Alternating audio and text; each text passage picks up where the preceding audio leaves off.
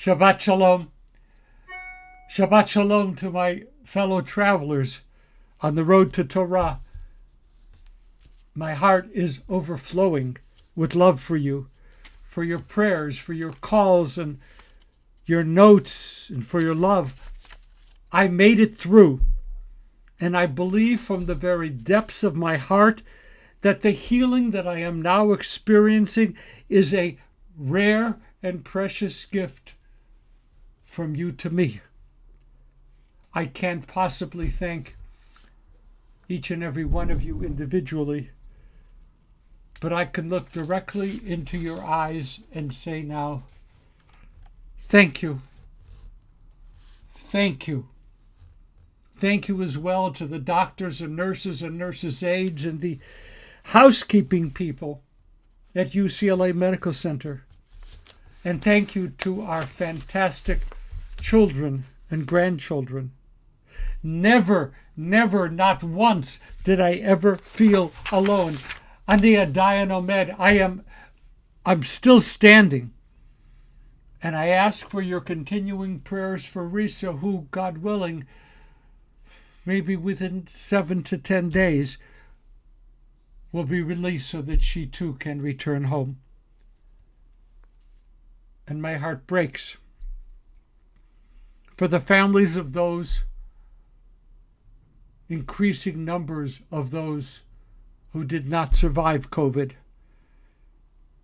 And my heart breaks for the families of all of those who are still struggling for breath. El na rafan alahem.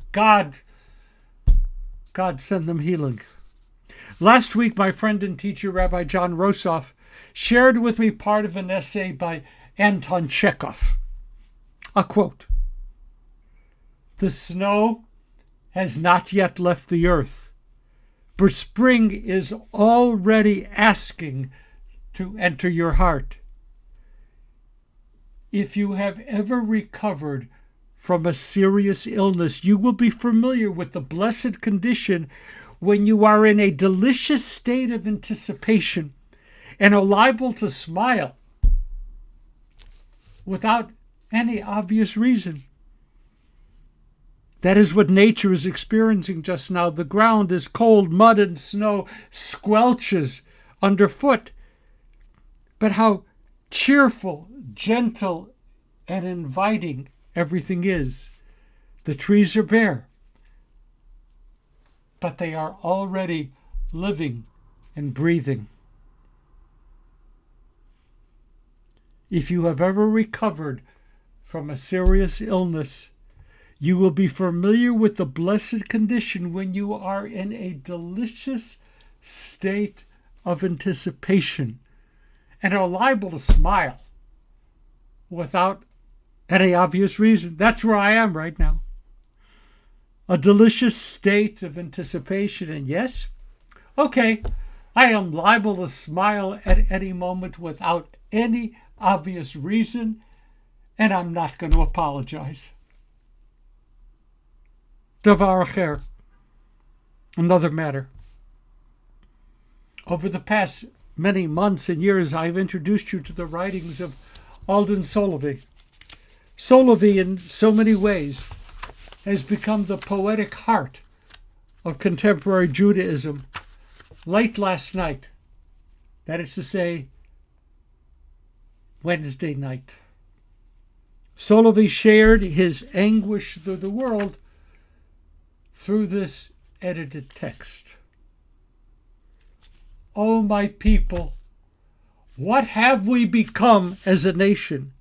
And what will become in the wake of violence and insurrection in the face of an armed assault against our democracy, rioting, criminality, attempted coup, domestic terror fomented by the lies, fear, and anger of a president, death and destruction in the Capitol.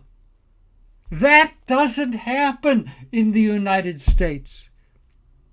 But it did. And it can again. Woe to the land that teeters on the brink of fascism.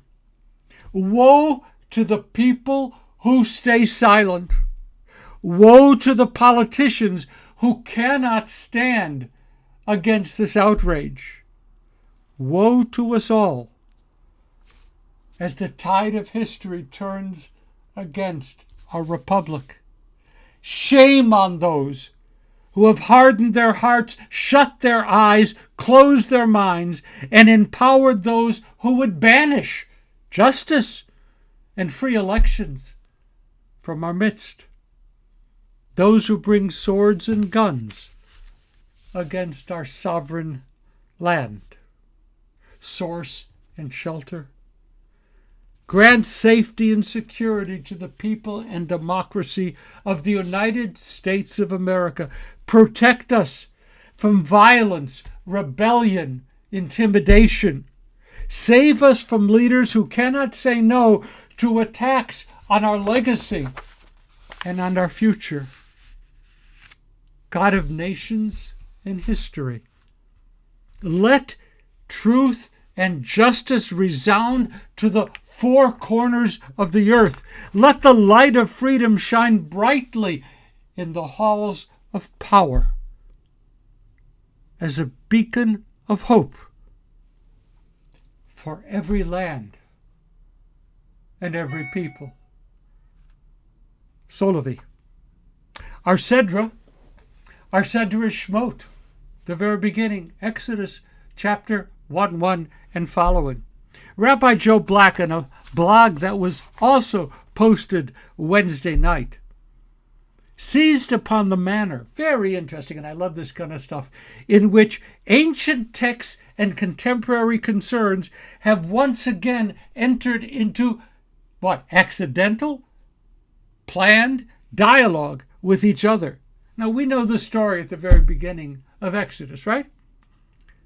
Israel is in Egypt, and the enslavement of our ancestors is about to be implemented. Vayakam melech hadash ha-Mitzrayim asher lo yadat Yosef. And there arose in Egypt a new king of Pharaoh, who lo yadat Yosef, whatever that means, he didn't know Joseph. What's going on here in this story, in order to speak to it in 2021, is a transition. An old regime is yielding to a new regime. The new ruler upends the structures of communal stability and continuity and chooses to go his own way. This new Pharaoh is going to go his own way. The leader projects his own vision of the future, a vision that embraces slavery, infanticide, genocide. Norms, laws, and behaviors are cast aside as being merely signifiers of weakness, to be replaced in the new regime by cruelty and insecurity, so that that which was most feared, chaos, collapse, actually end up being welcomed at the front door. Excuse me. Transitions don't demand and rarely benefit from mob rule, from the storming of buildings, and, God forbid, from the rumble of tumbrils. Pharaoh could have chosen to honor the past, respect the present, and valorize the future. Pharaoh could have decided that power does not require murderous cruelty and disregard for the humanity of others. Pharaoh could have understood that the values and character of a nation are the very essence of that nation's identity. No, not the flags, not the slogans, excuse me, not red baseball caps, not a twisting of reality so that one tribe can lord it over another. The values and character of a nation are the very essence of that nation's identity. My friends, times of transition are fraught. Of course, instability in transition. Yeah, that's to be expected. And so are those cracks in our social structures that become targets of convenience to some who do not have the collective well-being of our people uppermost in their minds. When people are insecure, others can rush in to overwhelm them, to manipulate their fear into rage, to make scapegoating an acceptable community norm, and to turn life's injustices into a rationale for murder. Our U.S. Constitution was created to set boundaries for transitions. When an empowered people lives within an equitable system whose arc bends toward the just and the fair, a system that guides every transition with an eye toward comfortable traditions, but also looking at meaningful and necessary changes, that people will flourish in every possible way. Now, it didn't happen that way in the embrace of tyranny that was Trump's America. And it didn't happen that way with an embrace of genocide in Egypt after Joseph's death. The health of a society is not a gift. Rather, it is the product of an ever-involved, ever-vigilant civil society. Pharaoh, then and now, had to be crushed. But America